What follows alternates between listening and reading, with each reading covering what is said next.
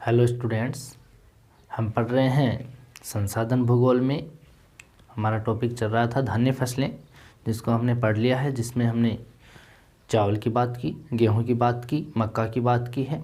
उसके बाद हम जो पढ़ने जा रहे हैं, आज अपना टॉपिक होगा पेय पदार्थ। क्या होगा?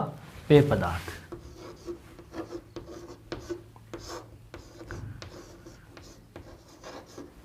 पेय पदार्थ धान्य फसलों के बाद में जो हम पढ़ने जा रहे हैं वो टॉपिक है अपना पेय पदार्थ का। यहाँ पे उस पेय पदार्थ के रूप में हम कहते हैं, जैसे मानो कि कोई भी व्यक्ति हो जो मानवीय है रूप है, वो भोजन के बाद में उसको अनेक आवश्यकताएं की महसूस होती है कि अनेक आवश्यकताएं, जैसे कुछ पीने की, जिसमें से हम आवश्यकताओं में कहें तो जो पीने की जो वस्तुएं होती हैं, जो चीज़ें होती हैं, उनको हम पेय पदार्थ के रूप में लेते हैं। जिसमें हम कहते हैं कि जो चाय है, चाय पेय पदार्थ के रूप में आती है, कॉफ़ी आती है, कोको आती है। तो ये पेय पदार्थ जो होते हैं ये एनर्जी भी देते हैं, शरीर में क्या देते हैं? एनर्जी भी देते हैं, जिसके कारण हम कहते हैं कि हमें कुछ मतलब थकान हो जाती है तो कुछ पेय पदार्थ के रूप में हम चाय को ले लेते हैं। ठीक है, कोई मेहमान आए घर पर तो उसकी आवभगत करने के लिए भी हम उसको पेय पदार्थ ही पिलाते हैं।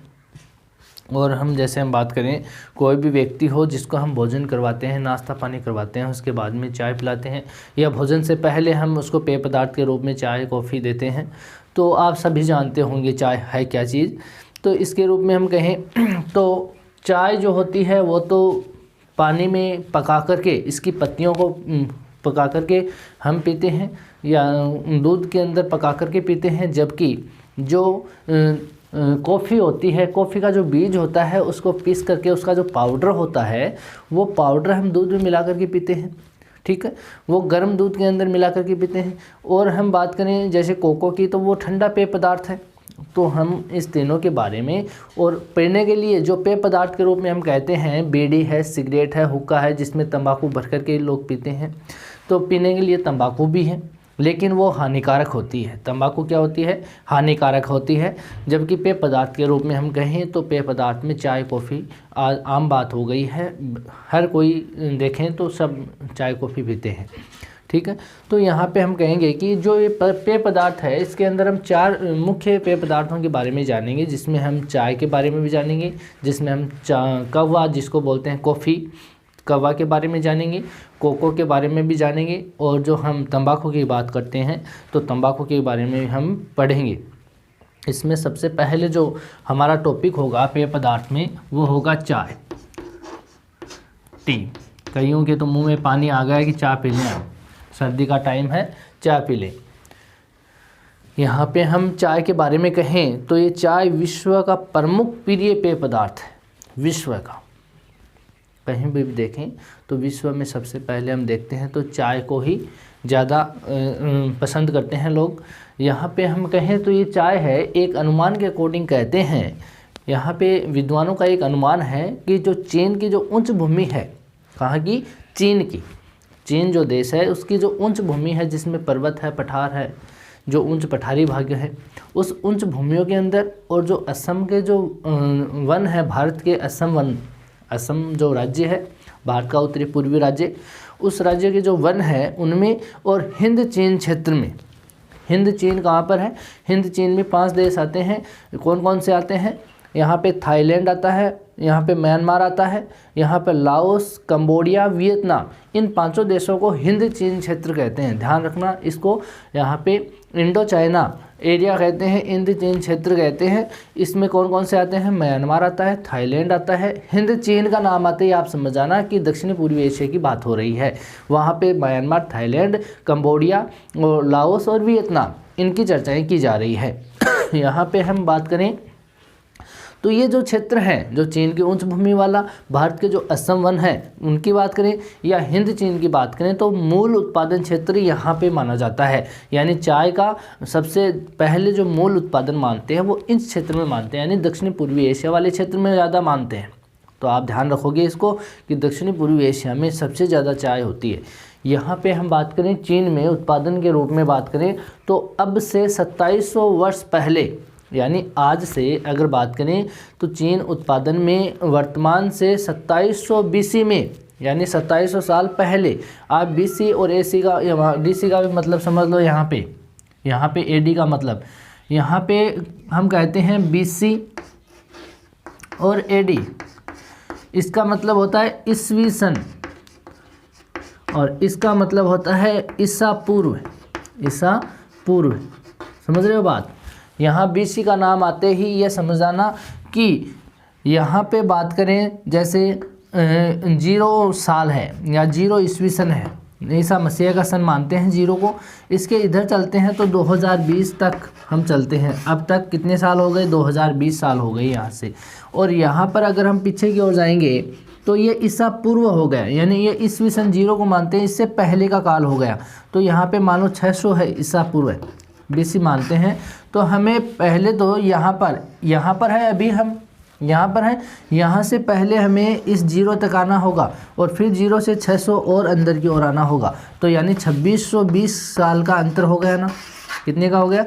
2620 साल का। तो ध्यान रखना, ईसा पूर्व का मतलब 0 से पहले का काल होता है, यानी BC, बिफोर क्राइस्ट यहाँ पे, ठीक है, बिफोर क्राइस्ट। यहाँ पे हम बात करें इस चीन की, तो चीन जो उत्पादन जो चीन में हम देखते हैं वो आज से 2700 साल पहले भी होता था। वहाँ पर पहले इसकी जो पत्तियाँ होती थी उसका उपयोग जो किया जाता था, चीन का जो पौधा होता है उसकी पत्तियों को ही काम में लेते हैं, उसके कोई बीज नहीं लगते, केवल उनकी पत्तियों से ही उसको सुखा करके मशीन से उसके जो पत्ते हैं उनको सिकुड़ करके उसके बीज के रूप में तैयार कर देते हैं। तो हम यूँ कहते हैं कि जो चीन है वहाँ पे पहले उपयोग होता था, लेकिन वहाँ पर जो उपयोग होता था वो उपयोग औषधि के रूप में होता था। वहाँ पर जो उपयोग होता था चाय की पत्तियों का, वो औषधि के रूप में उपयोग होता था। लेकिन आज हम देखें तो जो यूरोपीय देश हैं, यूरोपीय जितने भी देश हैं उन देशों में और अमेरिका में और पूर्वी एशिया में तथा ऑस्ट्रेलिया में देखें तो चाय जो है वो एक पेय पदार्थ के रूप में है। यहाँ पे चाय को पीने के काम में लिया जाता है। पहले इसको औषधि के रूप में इसकी पत्तियों को काम में लेते थे, ठीक है। अब हम बात करें कि चाय की जो किस्में होती हैं वो क्या होती हैं। हमारी हेडिंग है चाय की किस्में।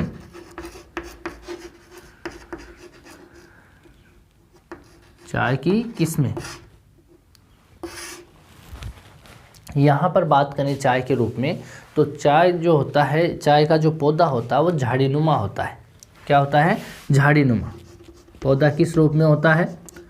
झाड़ीनुमा रूप में।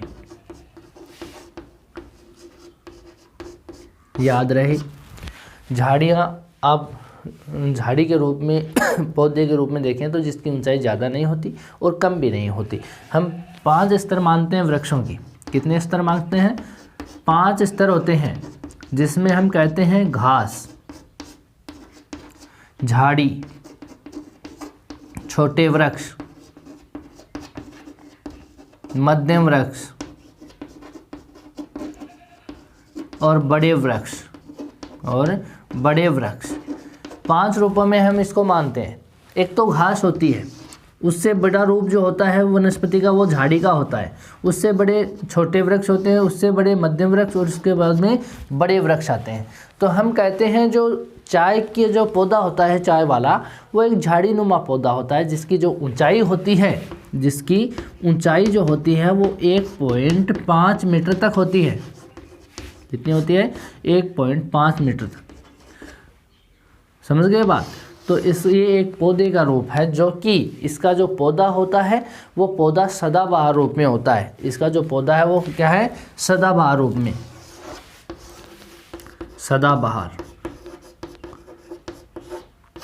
सदाबहार इसलिए है कि इसका जो पौधा होता है, ये जो पौधा होता है इसमें जो पत्तियां लगी होती हैं उन पत्तियों को बार बार तोड़ा जाता है। बार बार का मतलब एक जो पौधा है 2-3 साल के लिए चलता है। यहाँ पे जो बागान में पौधा है चाय वाला, इसको अगर हम बात करें तो जहाँ पर इसकी पत्तियाँ हो जाती हैं, जिस भाग में इसकी पत्तियां हैं उनको चुन लिया जाता है, जिसके बाद में उस जगह पर नई पत्तियां आना स्टार्ट हो जाती है। जब तक दूसरे भाग में इसी पौधे के यहाँ पर जैसे इस क्षेत्र में पत्तियां चुन ली, जो तैयार पत्तियां हैं जो चुनने लायक है उनको चुन लिया, फिर यहाँ पर दूसरे भाग में भी पत्तियां हैं, जब तक इनको चुना जाएगा तब तक यहाँ पर वापस पत्तियां आ जाएगी। तो ये पौधा हमेशा सदाबहार रूप में यानी हरा भरा ही रहता है, जिसको हम क्या कहते हैं, सदाबहार। विश्व के संदर्भ में हम सदाबहार क्यों कहते हैं, क्योंकि वहाँ पर अनेक प्रजातियों के वृक्ष होते हैं। एक बार एक प्रजाति के वृक्ष पत्ते गिराते हैं तो दूसरे टाइम में दूसरे वृक्ष से पत्ते गिराते हैं, ठीक है। तो उस काल में जो दूसरा गिराएगा तब तक पहले वाले के वापस पत्ते आना स्टार्ट हो जाएगा। तो वहाँ पर वो क्षेत्र पूरा हरा भरा लगता है सदा के लिए।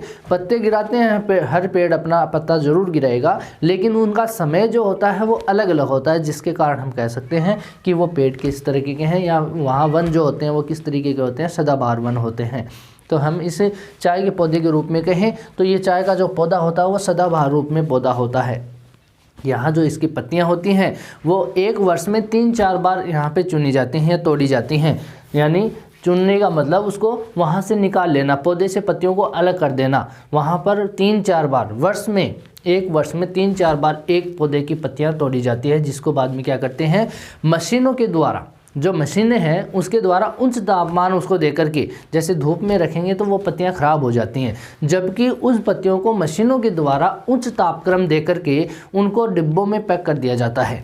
यानी जो भी चाय की पत्तियां हैं उनको तापमान से सुखा करके, यानी उच्च तापमान पर उसको सुखाई जाती है। उसके बाद में जो पत्तियां होती हैं उनको बीज के रूप में सुखा करके और उसको डिब्बों में बंद कर दिया जाता है, जिसको बाद में क्या कर देते हैं, मार्केट में भेज देते हैं। यानी चाय के डिब्बों में पैक करके बाज़ार में उसको भेज देते हैं।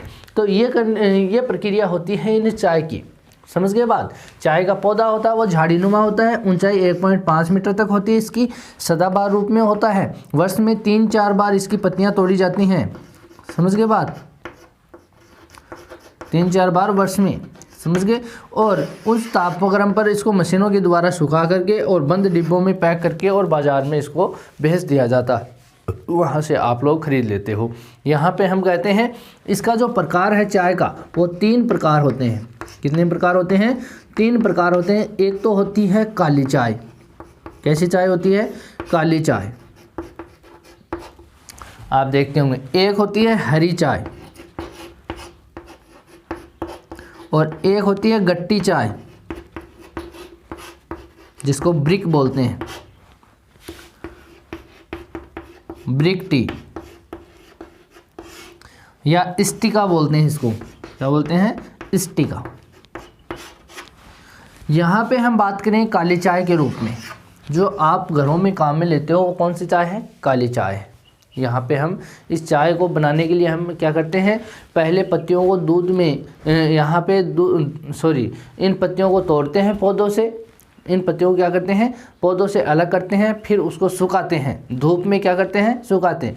फिर वो क्या करते हैं, पानी के उस पर छींटे दिए जाते हैं। ज़्यादा गर्मी और नमी, हल्की सड़न इसमें प्रारंभ हो जाती है। किससे, गर्मी से और हल्की नमी से। आप किसी चीज़ को देखते हो, अगर वो पानी से थोड़ा बहुत गल जाए तो वो वहाँ पे उसकी गंध आना स्टार्ट हो जाती है। वैसे ही इस जो चाय की पत्तियाँ हैं, काली चाय बनती कैसे है, यानी बनाने से पहले हम क्या करते हैं, इसको जो पौधे होते हैं पौधे से पत्तियों को अलग कर लेते हैं, फिर धूप में उसको सुखा देते हैं। काली चाय की बात कर रहे हैं। फिर वो क्या करते हैं, पानी के उसके ऊपर छींटे मारते हैं, यानी छींटे दिए जाते हैं। वहाँ से अगर उस चाय के पत्तियाँ हैं उनको गर्मी और नमी से उसमें हल्की सड़न प्रारंभ हो जाती है। हल्की सड़न यानी चाय देखते होंगे चाय में अलग खुशबू आती है, वो सड़न ही है। आप सोचते होंगे वो इत्र डाला हुआ है, ऐसा कुछ नहीं है, वो उसकी हल्की सड़न होती है। और सूखी जो पत्तियां होती हैं, जो सूखी पत्तियां होती हैं धूप में सुखाई हुई, उसको बेलन से यानी बेलन द्वारा हम उसको क्या कर देते हैं, घुमा देते हैं, बेलन उसके ऊपर से रगड़ देते हैं, जिसके कारण वो पत्तियां होती हैं वो बारीक बीज के टाइप में हो जाते हैं। और उनको हम काली चाय के रूप में दूध में डाल करके पका करके उनको पी लेते हैं।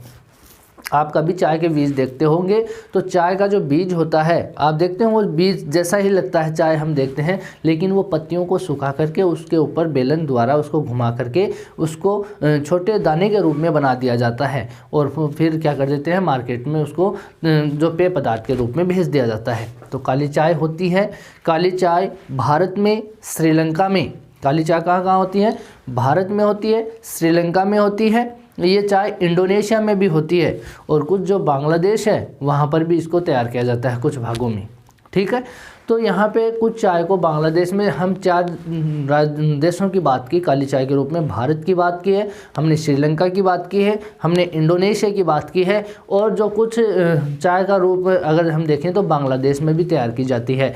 तो काली चाय जो होती है, काली चाय प्रमुख रूप में हमारे भारत के अंदर ज़्यादा होती है। दूसरी जो होती है जो हरी चाय होती है, उस हरी चाय बनाने के तरीके होते हैं बिना किण्वित किए ही ये सुखा देते हैं। यानी कि इस चाय में बिना किण्वित मतलब जो पानी छींटे वींटे देने के बजाय ऐसे ही इसको सुखा देते हैं और बेलनों से दल देते हैं इसको। ठीक है, ये हरी चाय जो होती है ये चीन में, जापान में और चीन के जो क्षेत्र है फर्मोसा द्वीप है इसका एक चीन का, उसके अंदर और वियतनाम में वहाँ पर इसको तैयार किया जाता है।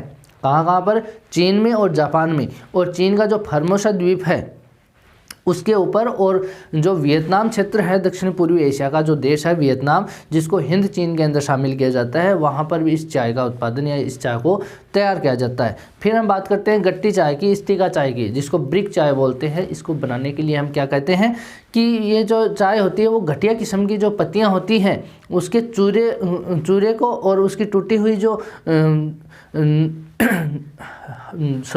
नरम जो टूटी हुई नरम पत्तियां होती हैं उनकी जो टहनियां हैं उनको एक साथ बेलनों से दलते हैं। किसको?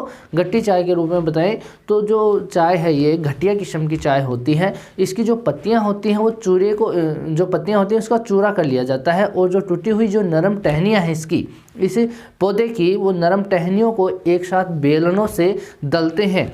फिर उसके चाय का क्या करते हैं, उस चाय में मांड मिला करके उसकी जो गट्टियाँ होती हैं जो छोटे छोटे रूप में जो गट्टियाँ होती हैं इसको हम छोटे छोटे रूप में इसको तैयार कर लेते हैं। फिर वो क्या करते हैं पूर्वी जो एशियाई गरीब देश जो होते हैं वो लोग सबसे ज़्यादा इस प्रकार की चाय को पीते हैं। यहाँ पे जो पूर्वी एशियाई गरीब देशों में हम बात करें तो लाओस, कंबोडिया, वियतनाम ये सबसे ज़्यादा गरीब देश माने जाते हैं दक्षिण पूर्वी एशिया की। तो इन देशों के अंदर जो घटिया किस्म की जो चाय होती है वो गट्टी चाय को ही पीते हैं। यहाँ पे सबसे घटिया किस्म की और सबसे बढ़िया किस्म की जो चाय होती है वो हरी चाय होती है, ग्रीन टी होती है और फिर हमारी काली चाय का नंबर आता है। ठीक है, फिर हम बात करें इसकी भौगोलिक दशाएं। भौगोलिक दशाओं के रूप में देखेंगे तो यहाँ पे चाय के तापमान देखेंगे, हम वर्षा देखेंगे, किस वर्षा में चाय का पौधा ज़्यादा सर्वाइवल करता है और इसको किस प्रकार की मिट्टी की आवश्यकता होती है, कैसे इसको भूमि की धरातल की आवश्यकता होती है। तो सबसे पहले हम बात करते हैं भौगोलिक दशाओं की। भौगोलिक दशाओं की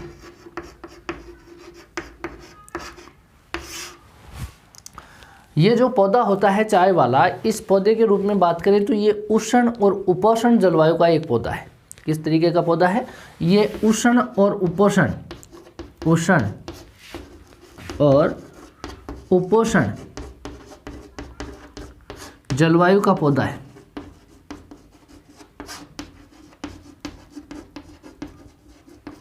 समझ गए बात? उष्ण का मतलब करक और मकर रेखा के बीच में और उपोष्ण का मतलब शीतोष्ण उष्ण का जो संक्रमित क्षेत्र है जिसको हम संक्रमण क्षेत्र बोलते हैं, ट्रांजिशन जोन बोलते हैं, वहाँ पर उपोष्ण कटिबंधीय प्रकार की जो जलवायु होती है वो चाय के लिए सबसे अच्छी होती है। यहाँ पर अगर गर्मी, इस पौधे के लिए सबसे ज़्यादा गर्मी की आवश्यकता होती है, गर्मी, और लगातार वर्षा की आवश्यकता होती है। किसकी आवश्यकता होती है? लगातार वर्षा की आवश्यकता, वर्षा की आवश्यकता। इस चाय के लिए हम पौधे की अगर पौधे को तैयार करेंगे तो वहाँ पर लगातार वर्षा की इसको आवश्यकता होती है। सबसे पहले हम इसके अंदर जो पॉइंट देख रहे हैं वो देख रहे हैं तापमान का। क्या पढ़ेंगे हम इसमें भौगोलिक दशाओं में? तापमान, टेम्परेचर इसको किस तरीके का चाहिए चाय के पौधे के लिए।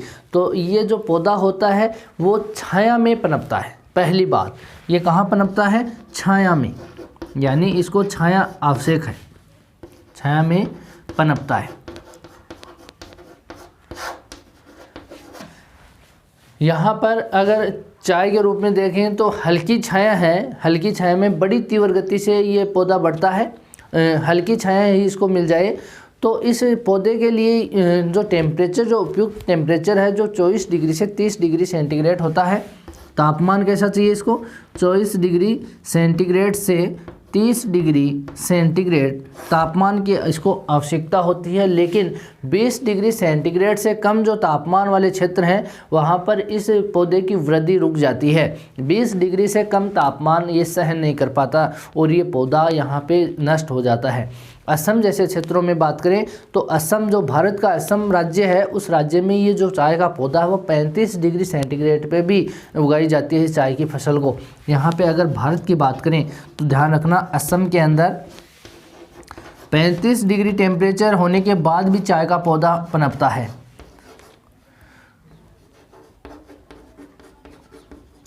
पौधा उगाया जाता है, ठीक है। यहाँ पे हम बात करें तो असम के अंदर 35 डिग्री, जबकि इसको औसत तापमान कितना चाहिए? 24 डिग्री सेंटीग्रेड से 30 डिग्री सेंटीग्रेड में चाहिए। आपको फारेनहाइट में भी अगर आ जाए तो सेंटीग्रेड को आप फारेनहाइट में इस फॉर्मूले के द्वारा चेंज कर लोगे। यहाँ पे ये फॉर्मूला है, इसके द्वारा आप सेंटीग्रेड को फारेनहाइट में चेंज कर लोगे। जैसे यहाँ पे सेंटीग्रेड आपके पास में है 30, यहाँ पे क्या है 30 सेंटीग्रेड है, 30 बटे आप 5 रख लोगे, फिर फारेनहाइट में आपका आंसर आ जाएगा। यहाँ पे अगर इसको हल करोगे आप 6 × 54 हो जाएगा। यहाँ f - 32 = 54। इसको हम माइनस में करेंगे, इसमें प्लस हो जाएगा, माइनस है तो इधर जाके किस में हो जाएगा? प्लस में हो जाएगा। प्लस 32 कितना हो जाएगा? 6 और 8 86। फारेनहाइट बराबर 86 डिग्री फारेनहाइट। समझ गए बात? यानी इस टेम्परेचर पर ये पौधा सर्वाइव करता है। यहाँ पे अगर इसको हम वापस ये देखना चाहें कि इसको फारेनहाइट को वापस सेंटीग्रेड सही है या नहीं है तो वापस चेक कर लो इसको। यहाँ पे c/5 रख लो और f की जगह 86 - 32 कर लो बटे में 9। यहाँ पे इसको हल करेंगे तो यहाँ 4 और 5 आ जाएगा, 54 आ जाएगा। और इस 54 में c/5 बराबर 54 बटे 9। यहाँ पे इसको हल करेंगे तो यहाँ पे कितना आ जाएगा? 6। और फिर इसको वज्र गुना करेंगे, c = 5 × 6 = 30 डिग्री सेंटीग्रेड। तो 86 डिग्री फारेनहाइट किसके बराबर है? 30 डिग्री सेंटीग्रेड के बराबर है। आप इसको चेंज कर लोगे, ठीक है। लंबी जो गर्मी होती है वो लंबी गर्मी इस चाय के लिए आवश्यक होती हैं। ठंडी हवा, ओले इस चाय के लिए हानिकारक होती हैं। ठंडी हवा जहाँ पे चलेगी या ओले वहाँ पे गिरेंगे तो चाय की फसल नष्ट हो सकती है। तो यहाँ पे लंबी गर्मी होना भी इसके लिए, इस पौधे के लिए आवश्यक है, जहाँ पे लगातार वर्षा होती रहे। यहाँ पे वर्षा की बात करें, ये तो हो गई तापमान की बात। ये तो किसकी बात हो गई? तापमान की बात हो गई।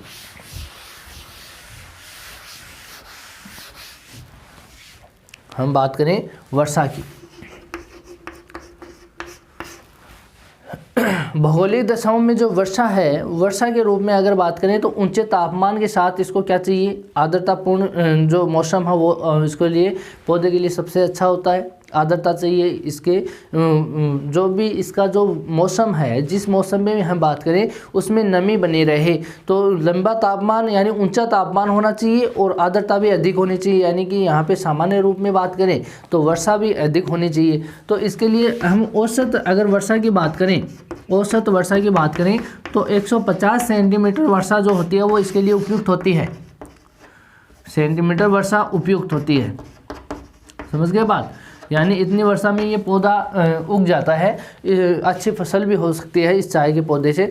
यहाँ पे अगर हम इसको अगर 100 सेंटीमीटर कम वर्षा वाला क्षेत्र की बात करें तो वहाँ पर इसको 100 सेंटीमीटर से कम वर्षा नहीं होनी चाहिए। वहाँ पर ये पौधा सर्वाइवल नहीं होगा, यानी ये पौधा जल जाएगा, क्योंकि इसको पानी की आवश्यकता क्या होती है? ज़्यादा होती है। ये जो पौधा होता है, इस जो पौधा होता है झाड़ी नुमा पौधा होता है, ये इसकी जो झाड़ी होती है वो 250 सेंटीमीटर जो वर्षा होती है उसको भी ये सहन कर लेती है। यानी औसत रूप में तो इतनी है, लेकिन 250 सेंटीमीटर वर्षा जो होगी उसको भी ये क्या कर लेगी, सहन कर लेगी। तो आप ध्यान रखना का वर्षा का वितरण है पूरे जो वर्ष है उस सभी मौसम में एक समान होना चाहिए। और पर्याप्त जो वर्षा होगी, अगर पर्याप्त मात्रा में जो वर्षा है, स्वच्छ हवा है और बौछारों के रूप में वर्षा होगी तो वो सबसे अच्छी वर्षा मानी जाती है इस फसल के लिए, चाय की खेती के लिए। यहाँ पर जो वर्षा के रूप में अगर और बात करें तो यहाँ पे उच्च आर्द्रता जो भारी ओस है, प्रातःकालीन जो कोहरा होता है, या हम कहते हैं कि जो ऐसी जो दशाएं होती हैं जिनमें जो इनकी पत्तियाँ होती हैं, जो नई नई पत्तियाँ होती हैं, उनका विकास बड़ी मात्रा में अधिक होता है। जो ये ओस है, प्रातःकालीन जो कोहरा है, इनकी पत्तियों के लिए सबसे ज़्यादा उपयुक्त माने जाते हैं। फिर हम बात करते हैं ढालू भूमि। भौगोलिक दशाओं के अंदर अगली जो बात है वो है ढालू भूमि की। ढालू भूमि इसके लिए सबसे उपयुक्त होती है। ढालू भूमि नहीं होगी तो ये पौधा ज़्यादा सर्वाइव नहीं कर पाएगा, इसलिए इस पौधे को ज़्यादा पहाड़ी वाले क्षेत्रों में इसको ज़्यादा पनपाते हैं। कारण क्या है कि यहाँ पे इस जो क्षेत्र हैं, जैसे पहाड़ी क्षेत्र हैं, इस ढलान भूमि पर यहाँ सीढ़ीनुमा खेत बना करके इसकी खेती की जाती है। ये जो पौधा होता है अगर ये समतल भूमि में हो तो इसकी जड़ों में अगर पानी का प्रवाह नहीं निकले वहाँ से, अगर वो उसकी जड़ों में ही रहे तो वहाँ पर इसकी पौधे की जड़ें गल जाती हैं। तो इसके लिए क्या है कि उस भूमि में पानी तो लगातार मिलता रहे, उसकी जड़ों को पानी तो लगातार मिलता रहे, लेकिन वो पानी वहाँ रुक नहीं सके। अगर रुकेगा तो इसके पौधे की जड़ों को गला देगा। तो वहाँ पर इस तरीके की ढालू भूमि होगी जहाँ पे पौधे का पानी का निकास हो जाता है, वहाँ पर इस पौधे को हम उगाते हैं। तो हम इसको ढाली भूमि के अंदर सबसे ज़्यादा इसकी खेती या इसके बागान को लगाया जाता है। चाय के बागान लगाए जाते हैं जहाँ पर हम कह सकते हैं इस पौधे को धूप से बचाने के लिए, इस क्षेत्रों में तेज़ धूप से बचाने के लिए क्या किया जाता है, इनकी जो झाड़ियाँ होती हैं, जैसे यहाँ पे झाड़ियाँ हैं, इसकी जो झाड़ियाँ होती हैं उनके बीच में एक पंक्ति में, जैसे यहाँ पे एक पंक्ति में बड़े वृक्षों को लगा दिया जाता है जो छायादार वृक्ष होते हैं, ठीक है। इसके बीच में यहाँ पे ये झाड़ियों के पौधे हैं, इनको पौधों के बागान लगाए जाते हैं जिससे ये पेड़ हैं वो तेज़ धूप से इनकी सुरक्षा करता रहे और यहाँ पर इसको छायादार रूप मिलता रहे। तो इस प्रकार के जो ढलान वाले क्षेत्र है वहाँ पे चाय की खेती ज़्यादा की जाती है। मिट्टी के रूप में बात करें तो गहरी और उपजाऊ जो मिट्टी होगी, गहरी उपजाऊ का मतलब हुमस युक्त जो मिट्टी होगी जिसमें वनस्पति के कण और जीवाश्म के जो रासायनिक रूप बदला हुआ रूप होता है जिसको हम जीवाश्म बोलते हैं, सड़ा गला रूप, यानी एक तो जीवों का और एक वनस्पति का सड़ा गला रूप होता है जिसको हम जीवाश्म बोलते हैं, ह्यूमस बोलते हैं। तो इस प्रकार की जो मिट्टी होती है वो इस चाय के पौधे के लिए उपयुक्त मानी जाती है। मिट्टी में अगर लोहांश है और उस मिट्टी में आर्द्रता होगी, ज़्यादा आर्द्रता धारण करने की क्षमता होगी, तो उस मिट्टी में चाय का पौधा सबसे ज़्यादा होता है। तो इसके लिए कौन सी मिट्टी काम में आएगी, एक तो हल्की दोमट मिट्टी। कौन सी मिट्टी, हल्की दोमट मिट्टी आएगी। और यहाँ पे बात करें तो चिकनी जो मिट्टी होती है वो सबसे उपयुक्त मानी जाती है इस पौधे के लिए। और इस पौधे को जो चाय का जो पौधा है उसको खाद की आवश्यकता होती है। खाद की आवश्यकता क्यों होती है, क्योंकि इसका प्रति हेक्टेयर भूमि में अगर 200 केजी या 200 किलोग्राम चाय की फसल एक बार में 25 किलोग्राम यहाँ नाइट्रोजन को खींच लेती है। यहाँ पे क्या बता रहे हैं, प्रति हेक्टेयर भूमि में 200 किलोग्राम चाय की जो फसल है, 200 किलोग्राम चाय की फसल 25 केजी यानी 25 किलोग्राम नाइट्रोजन खींच लेती है। तो वहाँ पर उस भूमि को वो कम उपजाऊ बना देती है, उस मिट्टी को अनउपजाऊ बना देती है। इसके लिए यहाँ पे खाद का प्रयोग किया जाता है उस मिट्टी में। तो उसमें कौन कौन सी खाद का प्रयोग करते हैं, तो अमोनियम सल्फेट जो होता है उसकी खाद का, और जो हड्डी की खाद होती है फास्फेट होता है, सुपर फास्फेट होता है, हरी खाद होती है, उनका यहाँ पे उपयोग किया जाता है। इसकी जो भूमि है उसके अंदर या इस मिट्टी के अंदर उस खाद का उपयोग किया जाता है। फिर हम बात करते हैं भौगोलिक दशाओं में सस्ते श्रमिक की।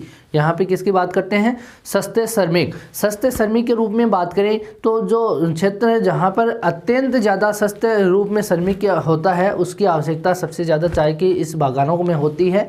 यहाँ पे जो पत्तियाँ हैं उस चाय के पौधे की पत्तियाँ चुनने में और उसको सुखाने में, दलने में, डिब्बों में भरने के कार्य में, और हम इसको मानवीय श्रम को ही ज़्यादा काम में लिया जाता है। मशीनों से ये ज़्यादा काम नहीं किया जा सकता, क्योंकि मशीनों से पौधों की पत्तियों को चुनना बहुत मुश्किल मुश्किल होता है।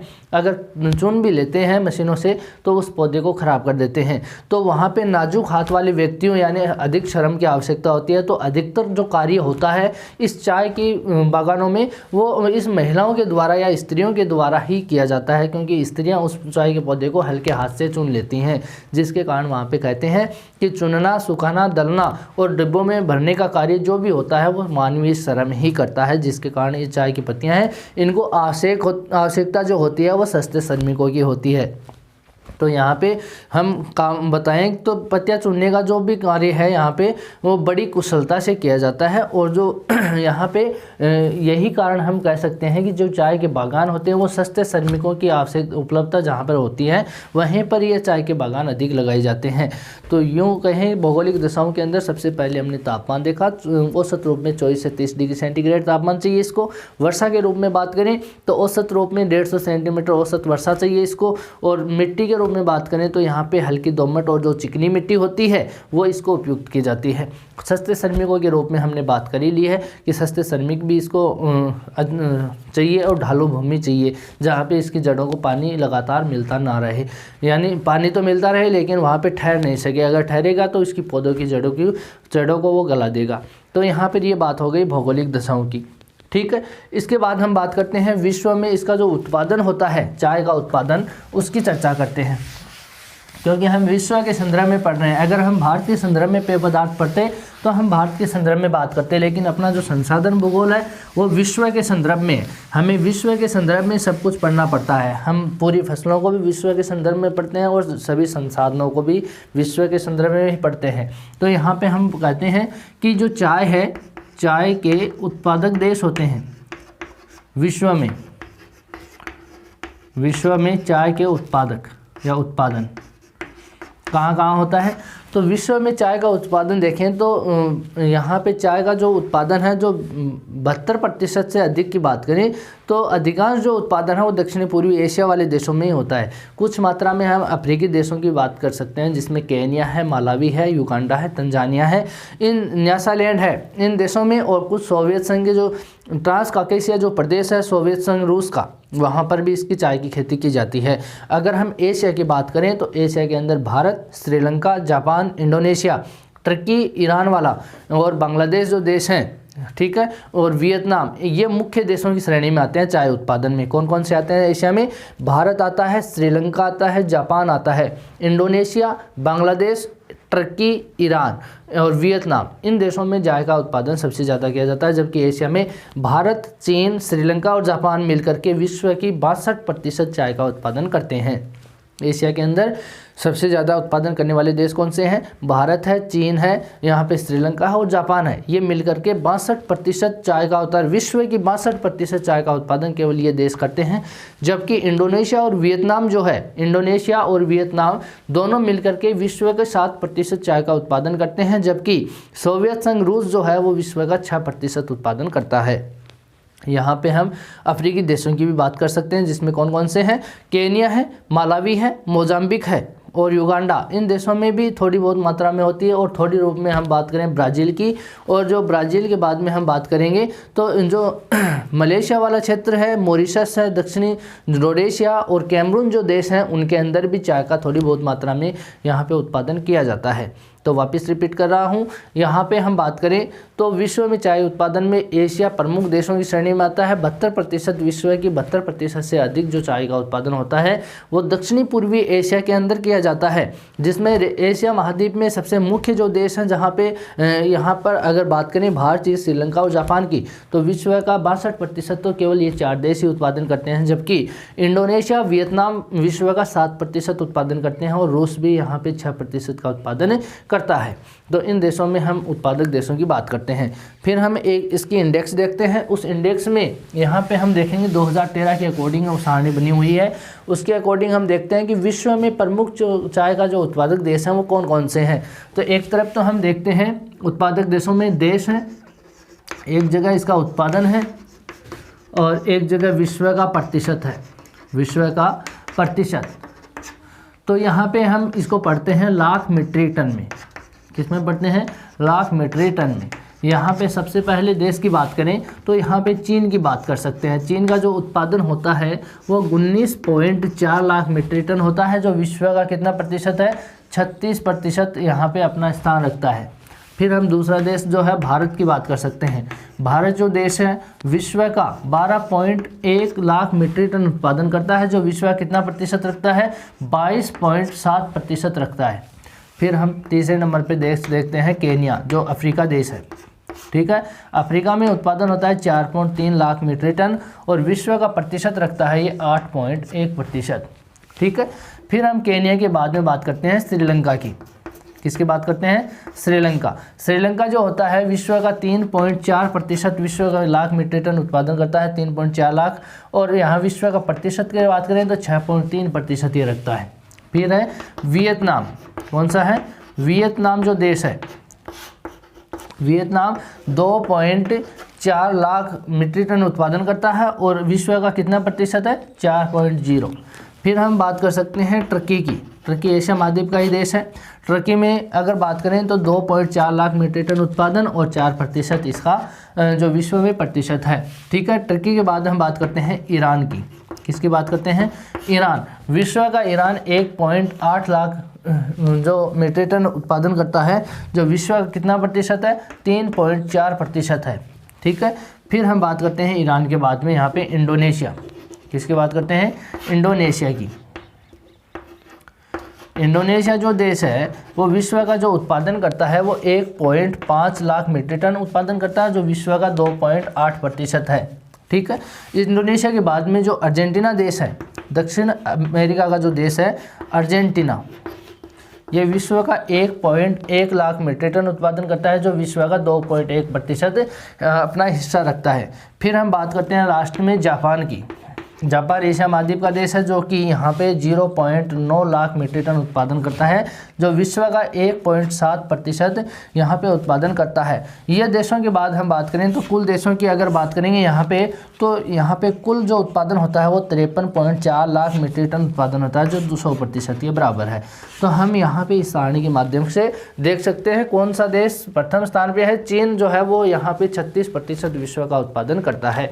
यहाँ पे भारत जो देश है, भारत 22.7% उत्पादन करता है विश्व का, केन्या करता है 8.1, श्रीलंका करता है 6.3।